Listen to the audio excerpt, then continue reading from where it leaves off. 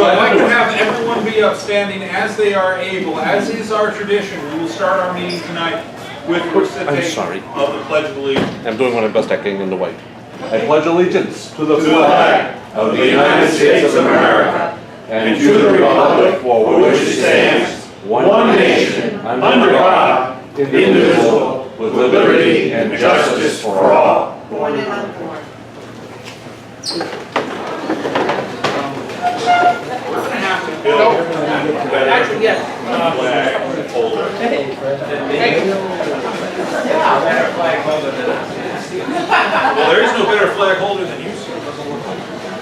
Here you go. Now, I always tell everybody outside the Tea Party that the Tea Party is composed of two very important wings that agree on one central principle.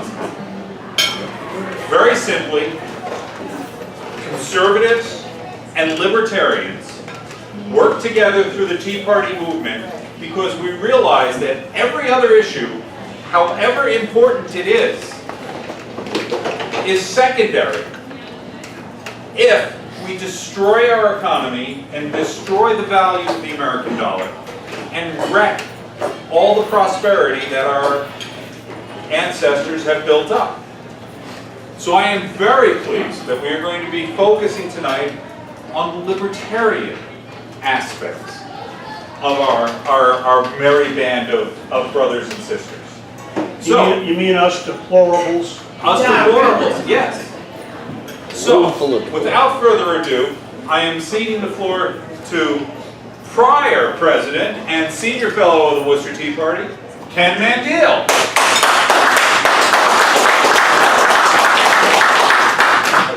So, I introduce Randy Ingram. I've known Randy for several years, I'm not sure how many. We actually go to church together, and we've had many interesting conversations about libertarianism. He claims not to be a fan, but when you read his book, he makes a very strong case for it. Very strong, as strong a case as could be made. He goes on to make the con side too, but he does an amazing job of making the case for libertarianism. Randy's author of several books. He'll tell you about his other books. And I was very impressed by the book, by the balance that he had. It's very fair. I thought the critique was good. I thought the pro side was good. He really, and it's very much based in the historical analysis of the ideas of libertarianism and about how they function in a practical sense too, and what limitations there are in that sense. So, Randy is was a clinical psychologist, still, I guess. His other book is Love of Having. It's about compulsive buying, compulsive buying and spending. Maybe it's about our government, I don't know. These are related, but I'll let him tell a little more about himself.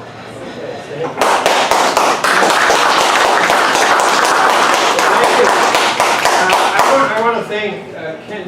You know, you couldn't imagine, I'm sure you're aware that there are some people who feel that libertarians and Tea Party people are not generous, compassionate, you know, all that kind of crap. This is the most compassionate, most generous person you ever want to meet. I could not have written this book, really, I don't think, without the dialogues we've been having, and I've had with his very intelligent wife. They're wonderful people who keep me on my toes. So over the last year and a half that I was writing this book, we had a lot of interactions, and I have to thank them both for the book for that reason. I don't think I need to tell you that we're living through times of a lot of acrimony, political rhetoric that's off the charts. And one of the goals I had in writing this book was to try to lower the political temperature and to help people to understand each other. because we're just not talking to each other, and we're not understanding. And libertarianism is an old, ancient, really idea, theory, belief, political system that is highly respectable. It is basically, in many ways, what America is all about. Minimal government. That's how we started. Okay? So we need to understand it. We need to appreciate it. And at the end of the book, I try to, this is pro and con, for and against, but I try to do a synthesis of the best ideas and put forward some ideas that could move us on. But let me get into the next. All right, so some of the principles that I start out with, given this business of we're not talking to each other, one of the principles I start out with is, with everything I do, is that everything is always more complicated than I think it is. Okay.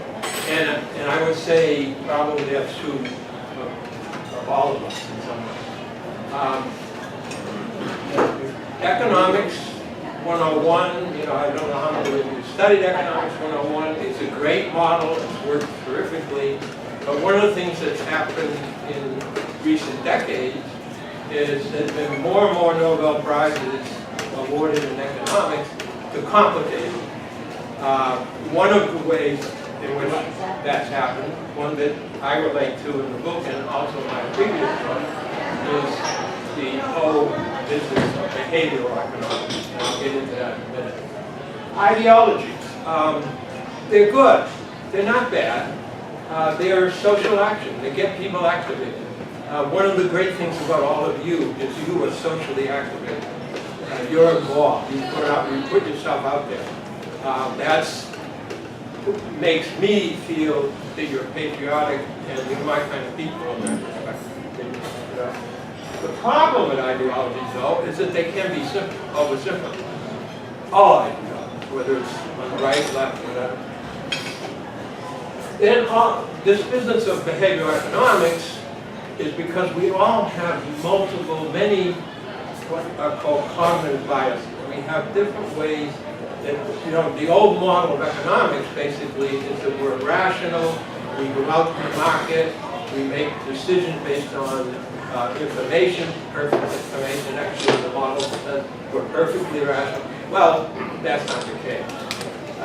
We're not. And some of them, there's many biases. I picked a few of them here. Confirmation bias is probably the most important one for political area. We tend to favor or to pay attention to the things that confirm what we believe already. And we tend to ignore or not pay attention to the things that disconfirm or that prove it somewhere. Projection bias is something that happens when we go into the marketplace. We tend to evaluate how we're going to feel about this particular thing that we're buying in the future. So we project into the future the same kind of feeling we have about the object as we're buying it. And that's a very common one. Denial we all have. I worked in the substance abuse field for many years, so denial is something I know a lot about. But there's denial in the political realm as well. I put pollution in there because you might, a very interesting study, and it's a study, you can disagree with, but it was a study of people who live, they found that people who live in the most polluted parts of the country are the ones who have the least concern about pollution. Okay. Interesting. So they don't feel that we should have regulations for pollution or whatever, and not just because it's philosophically different, but because they're not concerned about it. We all, emotions and ideas are like that. You can't divide ideas from emotions. This is something psychologists and others have found for years. Next one. So I wrote the last book, as Ken mentioned very kindly, again he's very generous, on commercial profits, actually, compulsive buying, spending, and hoarding. And there's quite a bit in that book about the biases that I'm talking about. Libertarianism, modern libertarianism, and I'm going to talk a little bit about the history, but modern libertarianism really started full ball. I should say, when it started, which was really right after the Second World War, it was a very much put down upon and very minor kind of idea that people did not participate. But the reaction of the early two people who I'll show you in a minute, who were very important in the founding of the modern idea of libertarianism, were Austrians. They lived in Vienna, and they had lived through the economic planning of the period. And this was a socialist government in Austria at the time, after the war, and this government imposed all kinds of regulations. I put rent control here because that was a key one.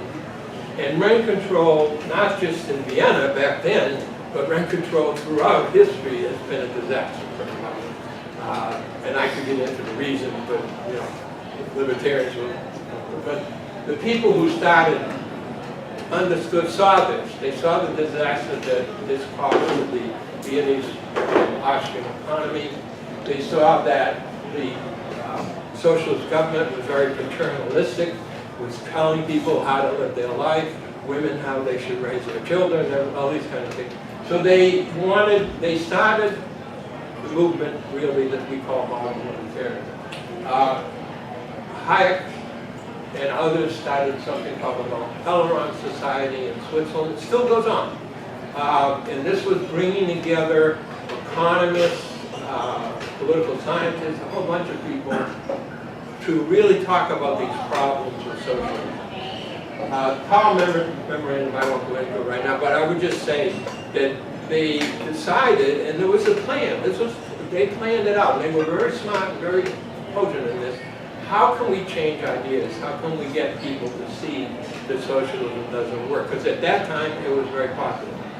And so things like think tanks, which libertarians have been very much in the forefront of doing, but all kinds of other things. The quotation here is actually from Margaret Thatcher.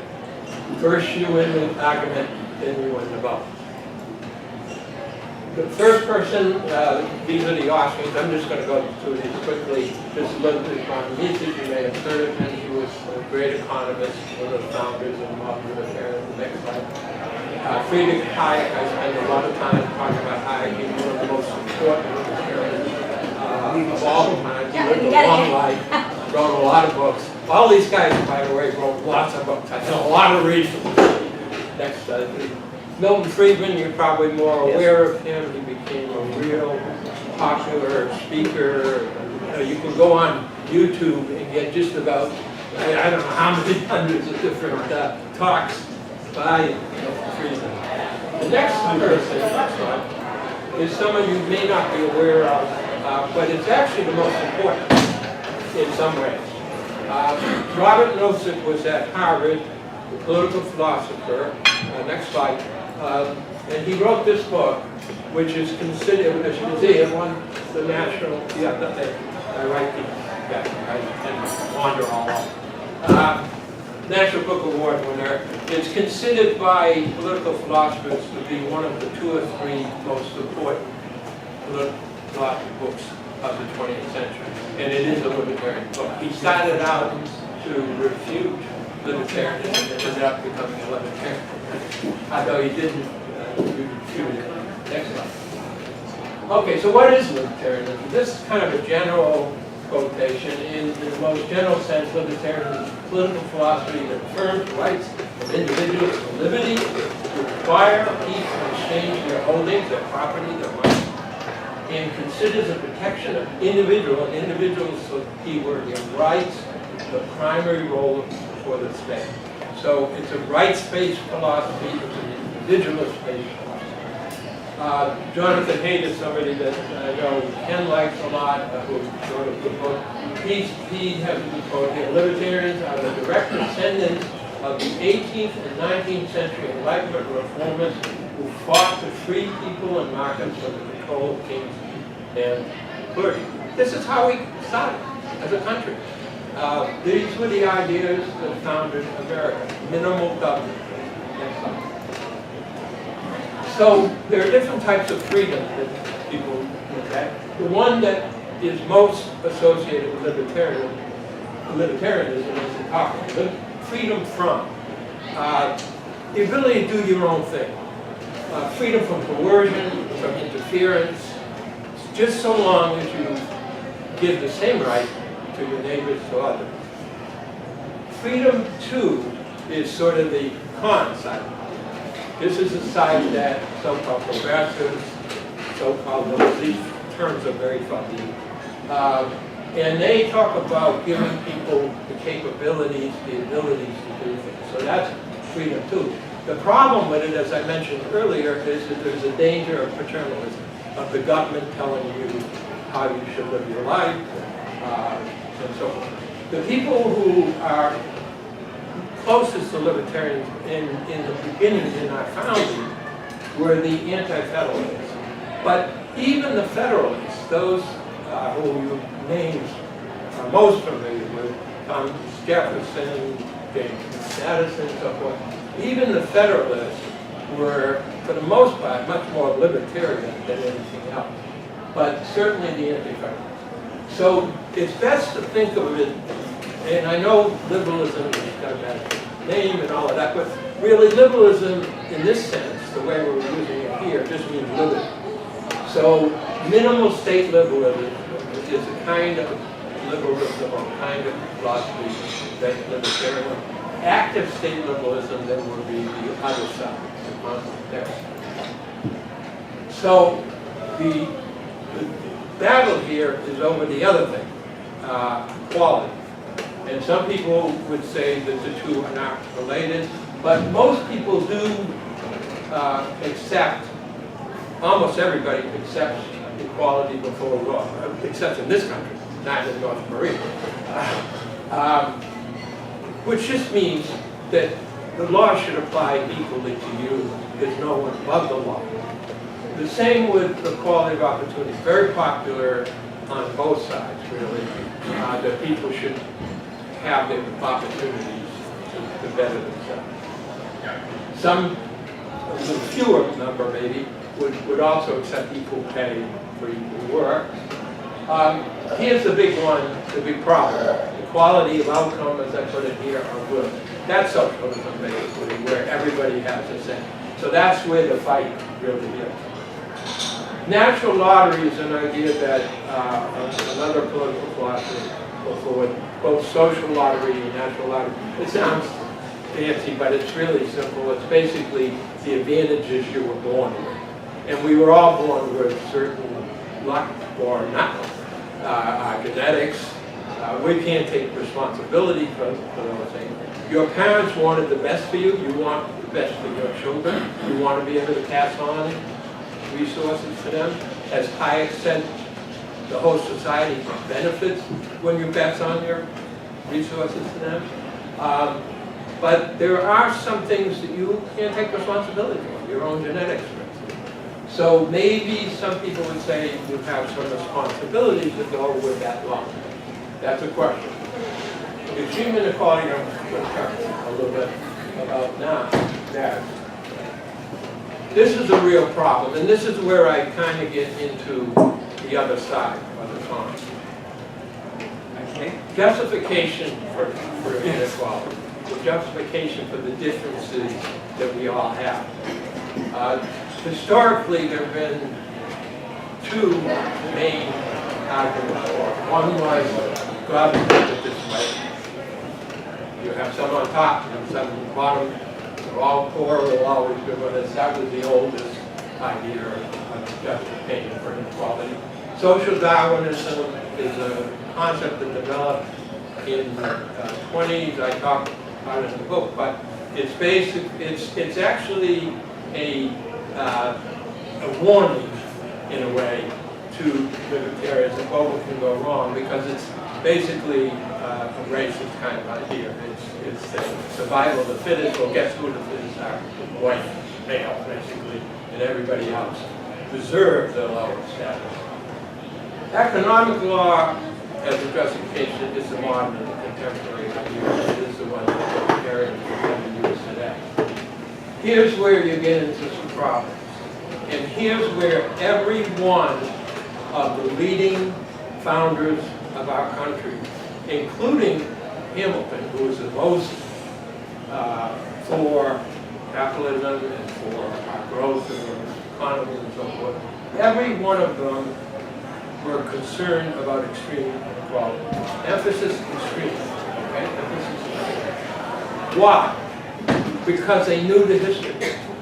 Every republic, every democracy prior to ours ended because of extreme inequality. It's unstable to have a government if you have people poor, if the majority of the people are poor. What students of economics, of democracy and republics, looking back at history, have always said is that you need, for survival of a democracy, you need a large, well-vibrant, well-functioning middle class. So this extreme thing, or if the middle class is shrinking to a very small amount, that's not good for political stability. Next slide. All right, here's how I got involved in this in some ways. It's discussions not only with Ken and Diane, but with some of my own relatives who are pretty much libertarians or citizens about regulations. And I found that it was more complicated. We get in these discussions. Okay, so what do we know about regulation? By the way, liberals would call them protections, but they're basically law. The first point is that markets, you can't have a market, a functioning market without law.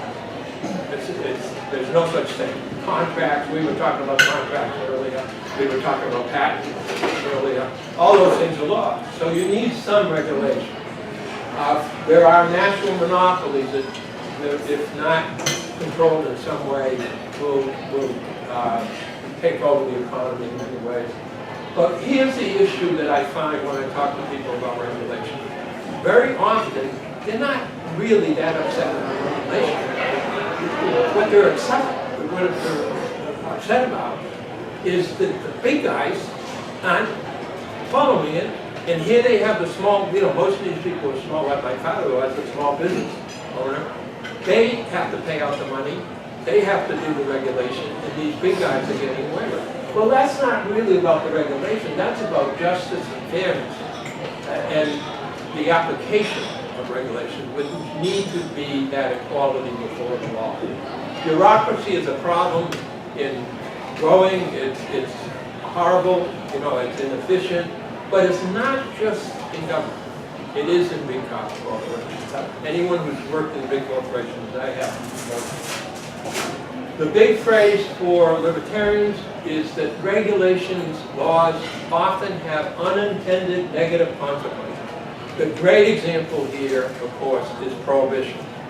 Look what happened, okay?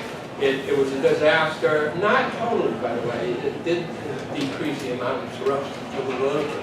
The volume of alcohol that was consumed went down, but for the most part, it was a disaster. But here's the other side, and again, I'm complicating things here, right?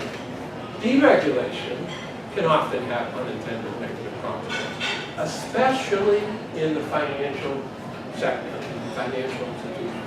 Most of the busts and problems we've had with economy, recession, depression have come from the financial sector, and deregulation can be a problem yet, as we seem to have found from 2007 to 2010. Industry has always used government to advance its own. And the government has always, this government, since the beginning of America, seen supporting big corporations and big funds as its main function, one of its main functions. The number of strikes that were put down by military, by National Guard, unions, the government very rarely has been in support of unions. Very rarely. Next slide. This is actually a play that I use. I was happy to find this play. Friedrich Dürrenmatt was a Swiss playwright who wrote this play in 1956. And I use it in 2 places in the book because it's a really marvelous depiction, even though it was written in 1956, of what we've been going through recently. And that's all I'll say about it at this point. Next slide. James Madison. I'm getting toward the end here. James Madison, for me, is the most interesting of the founders and the most brilliant.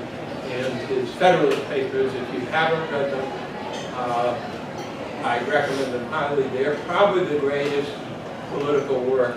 And they were just sharp. And they wanted, New York was critical for passage of the Constitution.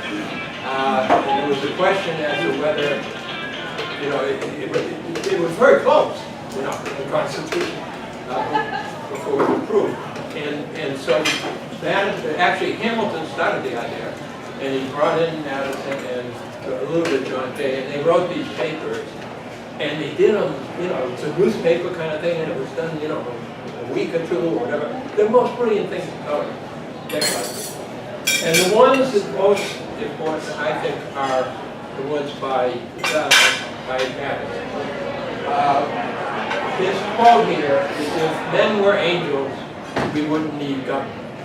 Okay? It goes on a little longer than that, but that's the basic idea. We're not angels. We're not angels.